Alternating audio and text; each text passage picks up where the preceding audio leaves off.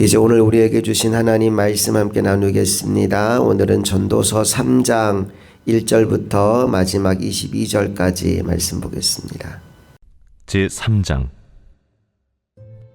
범사에 기한이 있고 천하만사가 다 때가 있나니 날 때가 있고 죽을 때가 있으며 심을 때가 있고 심은 것을 뽑을 때가 있으며 죽일 때가 있고 치료할 때가 있으며 헐 때가 있고 세울 때가 있으며 울 때가 있고 웃을 때가 있으며 슬퍼할 때가 있고 춤출 때가 있으며 돌을 던져버릴 때가 있고 돌을 거둘 때가 있으며 안을 때가 있고 안는 일을 멀리할 때가 있으며 찾을 때가 있고 잃을 때가 있으며 지킬 때가 있고 버릴 때가 있으며 찢을 때가 있고 꿰맬 때가 있으며 잠잠할 때가 있고 말할 때가 있으며 사랑할 때가 있고 미워할 때가 있으며 전쟁할 때가 있고 평화할 때가 있느니라. 일하는 자가 그의 수고로 말미암아 무슨 이익이 있으랴. 하나님이 인생들에게 노고를 주사 애쓰게 하신 것을 내가 보았노라. 하나님이 모든 것을 지으시되 때를 따라 아름답게 하셨고 또 사람들에게는 영혼을 사모하는 마음을 주셨느니라. 그러나 하나님이 하시는 일의 시종을 사람으로 측량할 수 없게 하셨도다. 사람들이 사는 동안에 기뻐하며 선을 행하는 것보다 더 나은 것이 없는 줄을 내가 알았고 사람마다 먹고 마시는 것과 수고함으로 낙을 누리는 그것이 하나님의 선물인 줄도 또한 알았도다. 하나님께서 행하시는 모든 것은 영원히 있을 것이라. 그 위에 더할 수도 없고 그것에서 덜할 수도 없나니 하나님이 이같이 행하심은 사람들이 그의 앞에서 경외하게 하려 하심인 줄을 내가 알았도다. 이제 있는 것이 옛적에 있었고 장래에 있을 것도 옛적에 있었나니 하나님은 이미 지난 것을 다시 찾으시느니라. 또 내가 해 아래에서 보건대 재판하는 곳 거기에도 악이 있고 정의를 행하는 곳 거기에도 악이 있도다. 내가 내 마음속으로 이르기를 의인과 악인을 하나님이 심판하시리니 이는 모든 소망하는 일과 모든 행사에 때가 있음이라 하였으며 내가 내 마음속으로 이르기를 인생들의 일에 대하여 하나님이 그들을 시험하시리니 그들이 자기가 짐승과 다름이 없는 줄을 깨닫게 하려 하심이라 하였노라. 인생이 당하는 일을 짐승도 당하나니 그들이 당하는 일이 일반이라. 다 동일한 호흡이 있어서 짐승이 죽음같이 사람도 죽으니 사람이 짐승보다 뛰어남이 없음은 모든 것이 헛됨이로다. 다 흙으로 말미암았으므로 다 흙으로 돌아가느니 다 한 곳으로 가거니와 인생들의 혼은 위로 올라가고 짐승의 혼은 아래 곧 땅으로 내려가는 줄을 누가 알랴. 그러므로 나는 사람이 자기 일에 즐거워하는 것보다 더 나은 것이 없음을 보았나니 이는 그것이 그의 몫이기 때문이라. 그의 뒤에 일어날 일이 무엇인지를 보게 하려고 그를 도로 데리고 올 자가 누구이랴.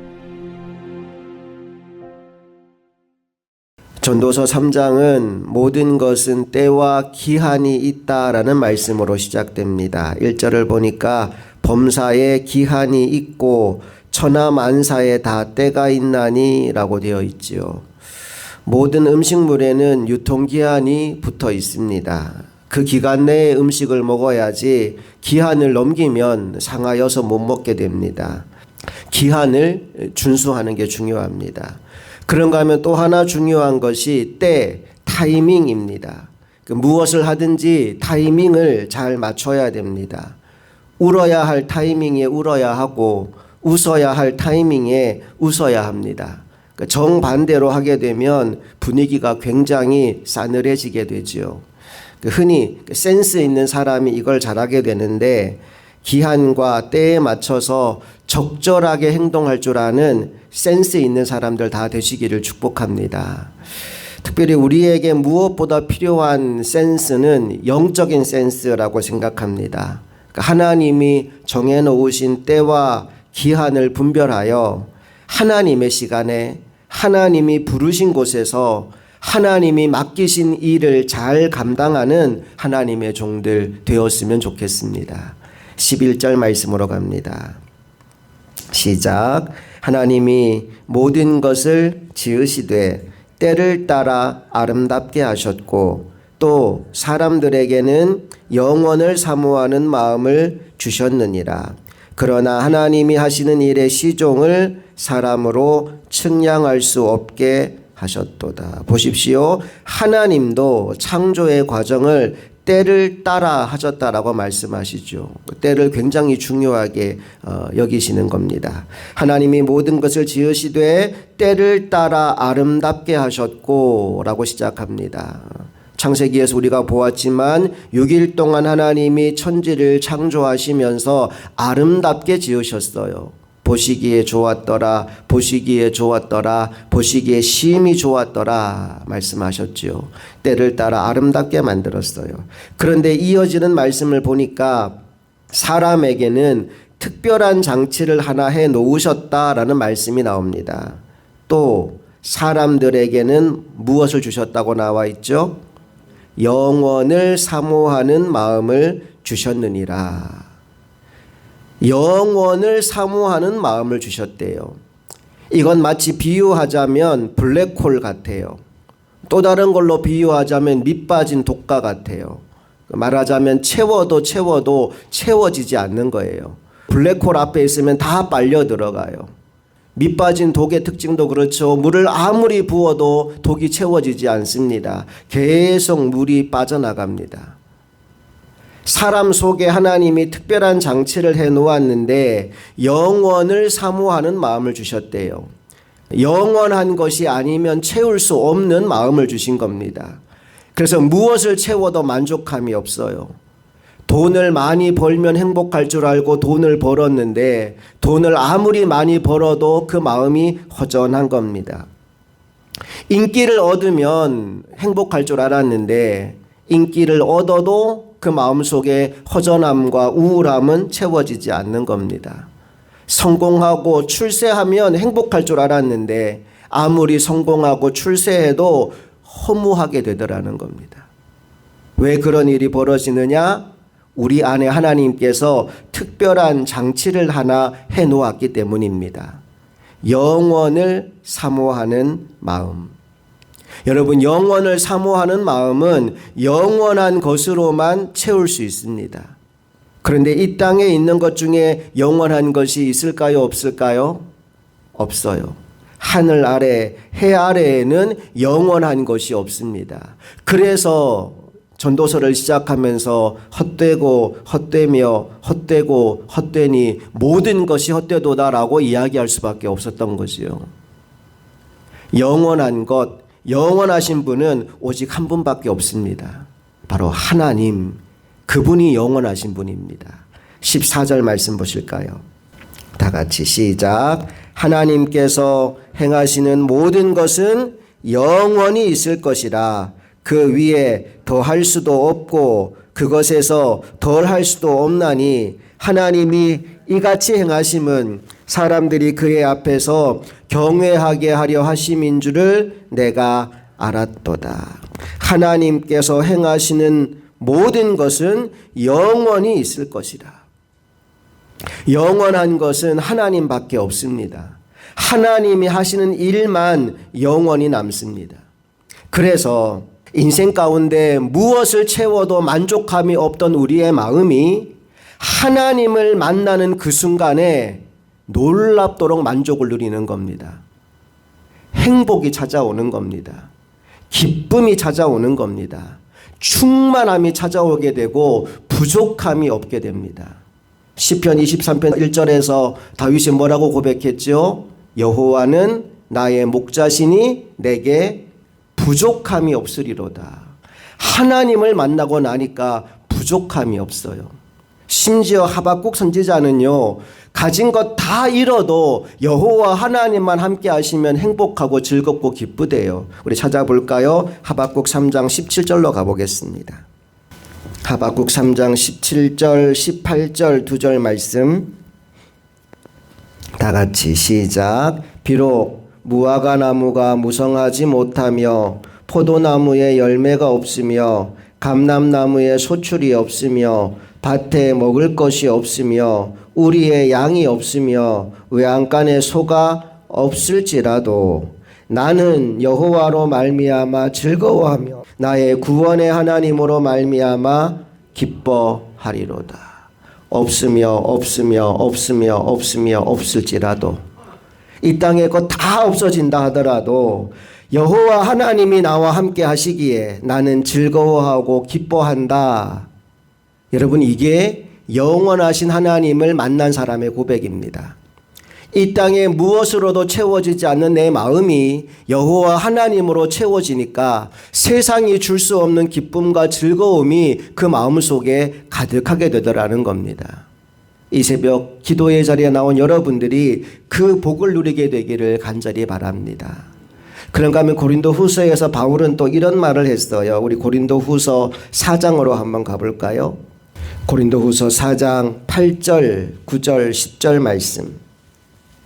다 같이 시작. 우리가 사방으로 우겨쌈을 당하여도 쌓이지 아니하며 답답한 일을 당하여도 낙심하지 아니하며 박해를 받아도 버림받지 아니하며 거꾸러뜨림을 당하여도 망하지 아니하고 우리가 항상 예수의 죽음을 몸에 짊어짐은 예수의 생명이 또한 우리 몸에 나타나게 하려 함이라.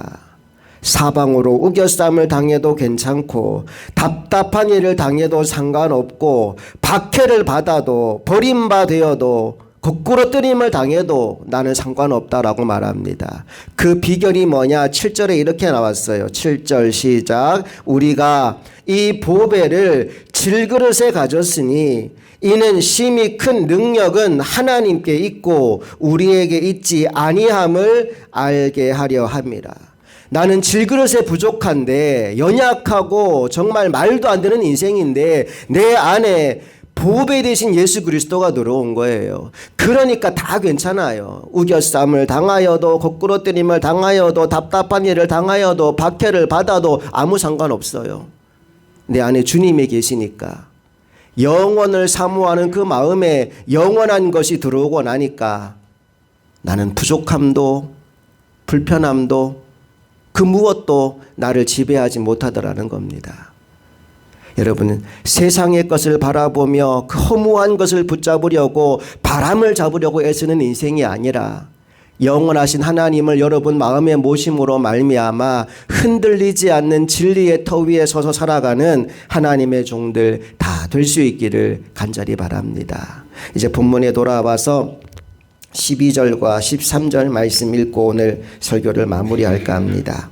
12절 13절 시작. 사람들이 사는 동안에 기뻐하며 선을 행하는 것보다 더 나은 것이 없는 줄을 내가 알았고 사람마다 먹고 마시는 것과 수고함으로 낙을 누리는 그것이 하나님의 선물인 줄도 또한 알았도다.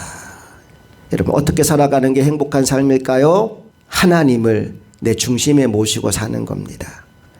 사람들이 사는 동안 기뻐하며 선을 행하는 것보다 더 나은 것이 없는 것을 내가 알았대요. 여러분, 선한 것은 하나님 한 분뿐이십니다. 예수님을 찾아와서 그런 질문했잖아요. 선하신 선생님, 어떻게 해야 구원받고 영생 얻겠습니까? 물었더니 예수님이 너는 왜 나보고 선하다고 하느냐? 선하신 분은 하나님밖에 안 계신다. 여러분, 선한 것은 하나님의 뜻이 이루어지는 겁니다. 착하게 도덕적으로 윤리적으로 사는 게 선한 삶이 아니고 하나님의 뜻을 이루는 삶이 선한 삶입니다. 에베소 2장 10절 말씀에 하나님이 우리를 귀하게 만들었는데 하나님의 선한 일을 행하게 하기 위해서 만드셨다라고 나와 있어요. 우리를 만드신 목적이 하나님의 뜻, 선한 일을 하게 하기 위함입니다. 그러므로 우리가 영원하신 하나님을 만나고 나면 그 다음에 목적 삼아야 되는 것이 무엇이냐? 하나님의 마음과 뜻을 깨달아 알고 그 뜻대로 살아가는 삶, 기뻐하며 선을 행하는 삶, 그것보다 더 나은 것이 없다라고 오늘 전도서는 말씀하고 있어요. 이 하루도 하나님을 만나고 그 말씀을 품고 그리고 세상에 나가서 그 말씀을 실천하며 살아서 하나님이 기뻐하시는 선한 삶을 누리는 하나님의 종들 되었으면 좋겠습니다. 그리고 13절 이렇게 말하죠. 사람마다 먹고 마시는 것과 수고함으로 낙을 누리는 그것이 하나님의 선물인 줄도 또한 깨달았노라. 내가 먹고 살고 누리고 이게 목적이 아니라 이 모든 것이 하나님으로부터 온 것이구나라는 걸 알고 하나님께 감사하고 영광 돌리고 하나님을 찬양하며 내게 주신 모든 것에 감사하며 살아가는 그 삶이 진짜 행복한 삶이라고 우리에게 알려주고 있는 거예요. 오늘 여러분의 마음에 영원하신 하나님이 찾아오셔서 그 마음의 구멍, 밑 빠진 독과 같은 여러분의 마음, 블랙홀 같은 여러분의 마음, 무엇으로도 채워지지 않는 여러분의 마음을 가득히 채워주실 것을 믿습니다. 그리고 이제는 더 이상 세상의 것 때문에 낭망하고 절망하고 아파하고 힘들어하는 것이 아니라 내게 임하신 영원하신 하나님 때문에 기쁨과 만족이 넘치는 삶을 살아가게 되기를 간절히 바랍니다. 오늘 이 하루도 그 하나님이 내게 주신 말씀을 붙잡고 기뻐하며 선을 행하는 하나님 사람 되기를 원하고 하나님이 내게 주신 모든 것에 감사하며 내게 주신 것들을 기쁨으로 누리고 나아가는 하나님의 백성들, 하나님의 자녀들 다 될 수 있기를 간절히 소망합니다. 함께 기도하시겠습니다. 좋으신 아버지 하나님, 하나님이 모든 것을 때를 따라 아름답게 만드셨고 사람들에게는 영원하신 하나님을 사모하는 마음을 주셨습니다. 그래서 사람은 그 무엇으로도 만족하지 못하고 그 무엇으로도 진정한 행복을 누리지 못하도록 하나님이 그렇게 지어 놓으셨습니다. 그래서 우리는 하나님을 만날 때, 영원하신 하나님을 만날 때 비로소 참된 평안과 기쁨과 만족을 누릴 수 있게 되었다는 사실을 오늘 말씀을 통해 깨닫게 하셨으니 감사합니다. 이제 하나님의 품을 떠나지 않게 하여 주시옵소서. 하나님과 함께 살아가는 이 행복을 놓치지 않게 하여 주시옵소서. 그리고 내게 주신 이 말씀을 간절히 사모함으로 기다리는 이들에게 내가 주님의 도구가 되어서 주의 복음을 전하는 축복의 통로로 쓰임받을 수 있도록 오늘도 주님이 기뻐하는 길로 우리의 걸음을 인도하여 주시고 주와 동행하는 삶을 살아가는 하나님의 백성들이 다 되게 하여 주옵소서. 우리에게 먹을 것과 입을 것과 살아갈 수 있는 집과 모든 것을 허락하신 주님께 감사드리며 우리 주 예수 그리스도의 이름으로 기도합니다. 아멘.